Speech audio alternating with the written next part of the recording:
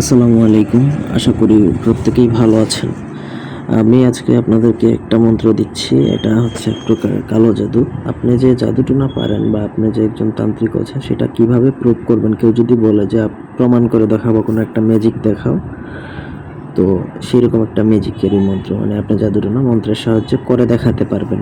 এটা কোনো বান বশীকরণ মারানোর জন্য না, এটা হচ্ছে পিঠা নষ্ট করার মন্ত্র। অর্থাৎ এই ম্যাজিকটা যদি কাউকে দেখাতে চান তাহলে তাকে বলবেন যে সে পিঠা বানাইতে, তখন আপনি এই মন্ত্র পড়ে যদি ফু দেন সেই পিঠা নষ্ট হয়ে যাবে। তার বাপের সাধ্য নাই ওই পিঠা আর ভালো করার, মানে পিঠাটা নষ্ট হয়ে যাবে মন্ত্রের সাহায্যে। পুরো ভিডিওটা না টেনে শেষ পর্যন্ত দেখবেন। আমার চ্যানেলটা সাবস্ক্রাইব করবেন, লাইক কমেন্ট শেয়ার করবেন। আপনাদের ব্যক্তিগত যে কোনো প্রয়োজন বা যে কোনো কাজ আমাদেরকে দিয়ে করাতে চাইলে স্ক্রিনে নাম্বার দেওয়া আছে, সবার নিচে দেখবেন। ইমো, হোয়াটসঅ্যাপ অথবা সরাসরি ফোনে যোগাযোগ করে যে কোনো কাজ করাতে পারবেন, দেশে অথবা দেশের বাইরে থেকে। মন্ত্রটা বলেছি, আলো ধানের কালো পিঠা দুই বহিনে কুটে আটা, কুমারের বাড়িতে চাক হাঁড়ি পিঠা হাঁড়িতেই থাক। খুবই সহজ সাবলীল ভাষার একটা মন্ত্র।